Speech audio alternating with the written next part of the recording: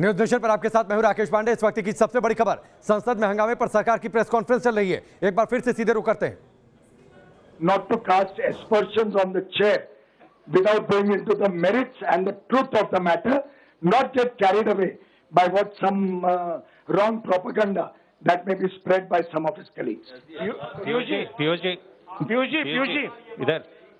पीयूष जी एक गंभीर आरोप लगाया गया है विपक्ष की तरफ से।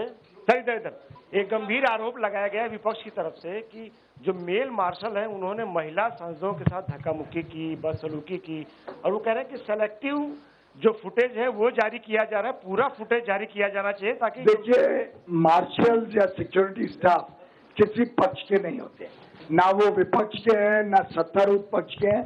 वो पार्लियामेंट की सिक्योरिटी का काम करते हैं और हमने तो किसको अपॉइंट नहीं किया। ये मेरे ख्याल से इस प्रकार के बेबुनियाद आरोप झूठे हैं और पूरे झूठ के आधार पे ये मैंने जैसे कहा ये डाइवर्ट करना चाह रहे हैं, इश्यू से डिविएट कर रहे हैं, क्योंकि उनके ध्यान में आ गया उनका मिसकंडक्ट का पर्दाफाश स्वाभाविक रूप से हो जाएगा। राज्यसभा टीवी, सीसीटीवी कैमराज में सब फुटेज तो होगी, तो वो अपने एक्शन से बचना चाह रहे। सर पीयूष जी भूपेंद्र जी कुछ कह रहे।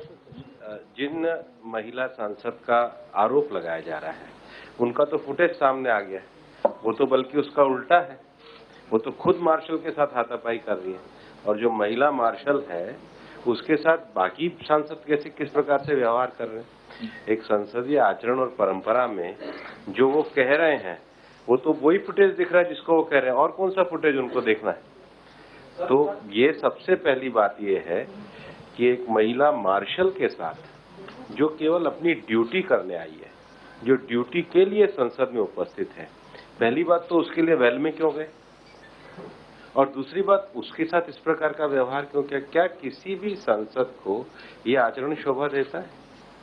क्या ये आचरण शोभा देता है? जो अनुराग जी कह रहे थे, टेबल बैठने के लिए होती है, पढ़ने के लिए होती है, खड़े होने के लिए नहीं होती। डांस करने के लिए कहाँ पे टेबल पर खड़े होने के लिए है? कौन सी दुनिया में कहाँ, कौन से एटिकेट में लिखा है कि टेबल पे खड़ा हुआ जाता है? किताबें हमेशा ज्ञान लेने के लिए होती हैं, चेयर पे फेंकने के लिए नहीं होती है। ये कहाँ लिखा है कि संसद के कानून और पेपर पढ़ करके लोगों के हितों की बात करने के लिए होते, फाड़ के फेंकने के लिए नहीं होते। आप आचरण एक के बाद एक देखिए संसद में, ये सारे आचरण कैसे हैं, इसका जवाब कौन देगा। और सबसे बड़ी बात है, जब वो चाहते थे उन्होंने कहा हम डिवीजन करवाएंगे, उन्होंने डिवीजन करवाया। जब वो चाहते थे उन्होंने भाषण दिया। लेकिन जब जनता के हित की बात आती, जब जनता के बिल बनाने की बात आती, जब जनता के लिए कानून बनाने की बात आती, तो वो फिर हंगामा करने लग जाते। तो विपक्ष का ये जो आचरण है, और ये जो आचरण उग्र से अति उग्र होता चला गया। लोकतंत्र में कहीं हिंसा का स्थान नहीं है।